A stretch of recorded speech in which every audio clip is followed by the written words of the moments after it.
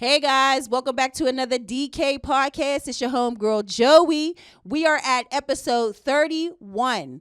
This will actually be a two-part episode, 31.1 and 31.2, which is a wrap-up for Clay Moorefield. Without further ado, let's get into it. Hey everyone, what's up? This is Justin and Joey. And we want to welcome you to the DK podcast. And we are here to talk about a recap of episodes 27.1 and 27.2. Mr. Clay Moorefield, the second half of the electrifying Club Elevation. And so let's just jump right into it. So how are you doing? I know we just did OJ's episode. I know we just banged out OJ's episode, but pause. I'm trying to unpause myself. Pause. Anyway, we just did OJ's episode, yes. So now we're doing Clay's episode. Right. So let's just jump right into it for the sake of time. Let's get into it, yes. So if you're watching this episode, I just want to encourage you to kind of go back to the few episodes where we just did OJ Macklin, who's the other half of Club Elevation. But today we're going to talk about his business partner, Clay Moorefield. And Clay's a very interesting guy. So let's just talk about it. It was really cool because when we first were talking about doing OJ's episode, I was like, well, is there anybody else there? Because we're going to be a location, and I hate to set all this stuff up, but we just get one episode. Right. And Clay was gracious enough to say yes to that as well. Yes. He also rescheduled his schedule because the day we first tried to record, there was an African drum festival next door, which was crazy. And he was gracious enough to allow us to use the facility, and he gave us some really cool content. Yes. Great interview. Yes. I thought was really interesting because we were so pressed for time. He hit me with you got 15 minutes, 20 minutes. And then he started looking at his watch during the episode because it was good. Like the episode was good. And he ended up being very gracious with his time. So I just want to say thank you, Clay, for giving us a full interview and not cutting us short and recognizing what the Dreamcatchers podcast is and what it's going to be. So thank you, sir. Yes. So yes. Thank you, Clay. Yeah, thank you. So let's talk about it. How did you feel about the interview, and what was like some of your takeaways? Another amazing interview. Now Clay, different from OJ, I learned a lot about. Even though I knew Clay and we worked together, training and things like that, I never really had a deep discussion with Clay because anytime I worked out with him, I was just like a tag along, like, hey, OJ's not here. You think I could work with you? Or, I felt like I wanted to do more. Can I do some core work with you guys? So, and more hi, bye, how you doing? Things like that.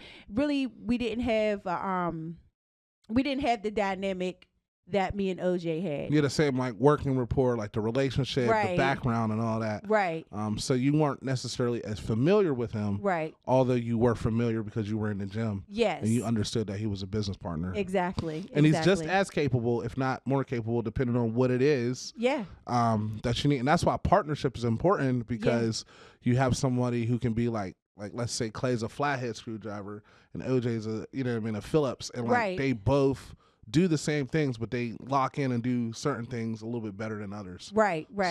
Yeah. You have to me, Clay is I think they're both acquired taste. Yes. Just different type of taste. Yeah. So it depends on what type of style you're looking for. I advise you to interview with both, just to see who does what and how how they do their training, so you could decide who you want to work with. Yeah. So one of I'm going to jump ahead. So Clay's, one of his philosophies is goals oriented training. Yeah. So he's like very I want to say not militant. That's what I was thinking as you were speaking. Well, I don't want to throw our audience off because last episode you talked about how militant OJ is. Well, no, not that he's militant, but he pushes you. Nah, that's OJ. So he challenges you. Yes. And he helps, but Clay's very efficient. Yes. At what he does, whereas what I perceive with OJ, he's a little bit unorthodox. Yeah. Because he customizes stuff. Not that Clay can't customize, right. But everybody does stuff a little bit differently. Exactly. Right? So exactly. Part of that comes from, I think he talked about his family structure. So he was 10 of 12 children. I know. Wasn't that crazy? I was like, whoa, what? Listen, and when I listened back, Yeah. just to refresh my memory of the interview. And he said that, and I was just like, my reaction when he said it in the interview was like, whoa. But my reaction was whoa again. Yeah. And he's like, yeah, my mom. I'm like, and then I started thinking like, I should have asked him if any of them were like twins. Yeah. Or Like how does that work? How does 10 out of 12 like? That's crazy work. That's strong body. Yeah. 10 all 12. That's just crazy. Yeah.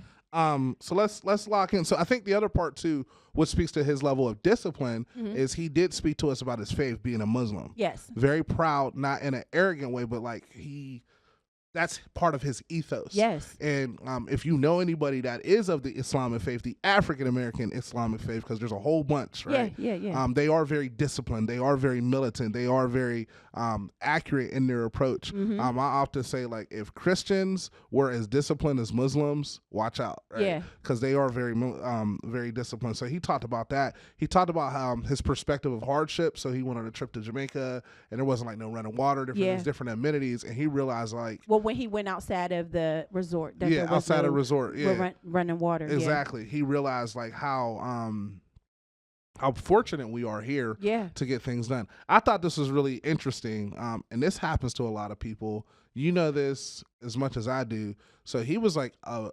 scholar. Like he was academically like I think he's at like 3.8, 3.9, almost a 4.0. Yeah, he said that he only had 2 B's his whole entire life. That's crazy. Yeah. That's crazy. 2 B's. The whole entire life. That's crazy. I don't even know.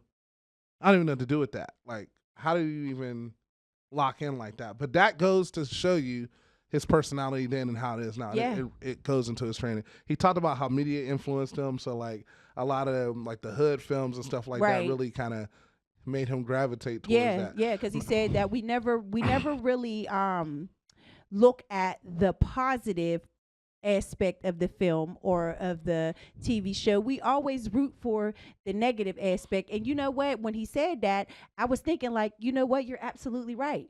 We never rooted for Ice-T. You know, in what movie was that? New Jack City. We didn't root for Ice-T for trying to help clean up the crackheads and the drug dealers and stuff like that off the street, so our children can have a healthy environment to grow up in. Yes. We rooted for Nino. You know, the guy who was poisoning our community. We thought he was the good guy. We thought until the end. Then we realized Nino was a bad guy. Bad guy. Very bad guy. He wasn't my brother's keeper. He was not your brother's keeper. So I think it's interesting. I want to pause here and really focus on why this podcast is important, because a lot of times in our culture, in our society today, you see the image of a black woman being completely like distorted in such a way. So when we first talked about Dreamcatchers, and I was like, I think you should do a podcast. And you were like, no, I don't even want, like, what? Like, I just want to serve families and like mind my own business.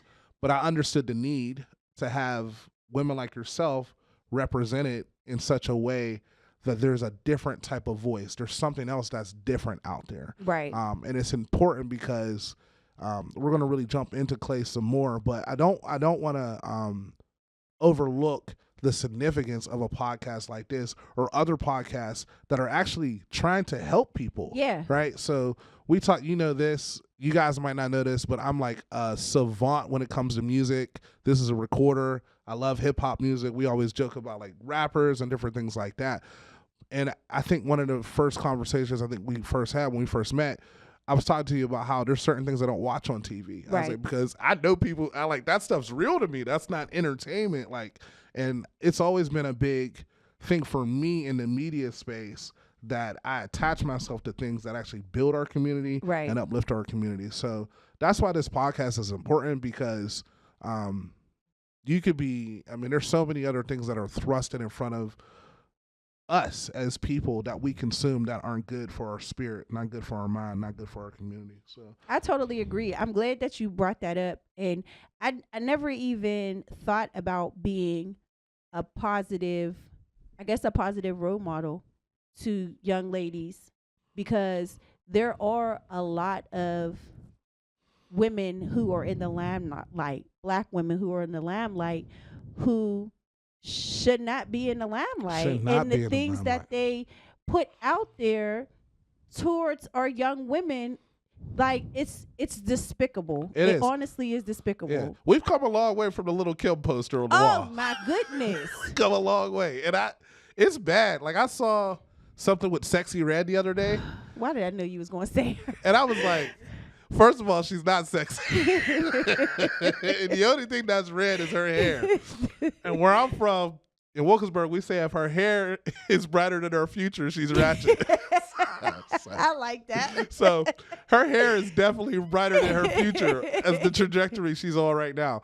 But yeah, it's really bad. Yeah. It's like really, really bad. And I'm concerned because I have daughters. Yeah. And you know, at 6 years of age, they are consuming media. They are consuming content. The cell phone is like all in their face. Podcasts didn't exist when we were growing up. And it's very important that we, you know, continue to have podcasts like this. Yes. Other podcasts push people forward and help people rise up, because the way the media is designed to set us back. Yeah, to tear us down. And I'm just going to go here.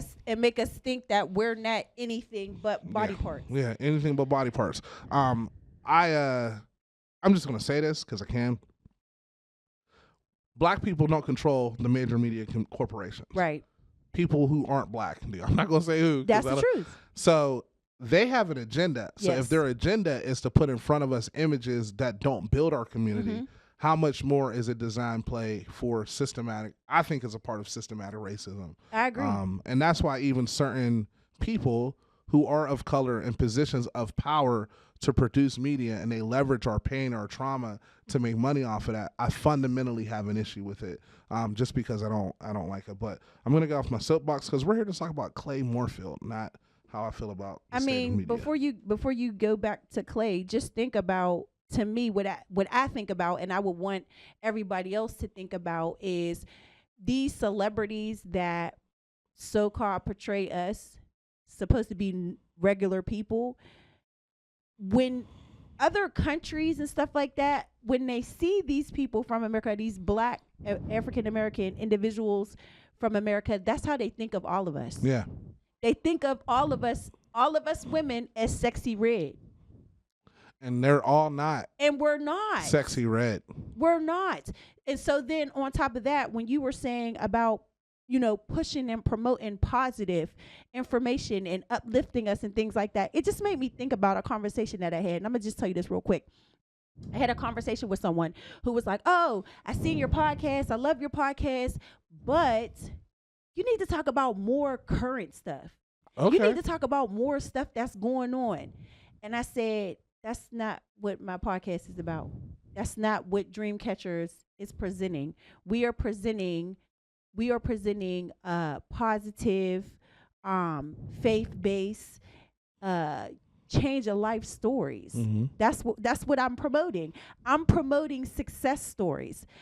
I don't really care about what's going on social media, on YouTube, out in the streets, besides what has to do with rebuilding the nuclear family system. That's the only thing I care about. I don't even really listen to music.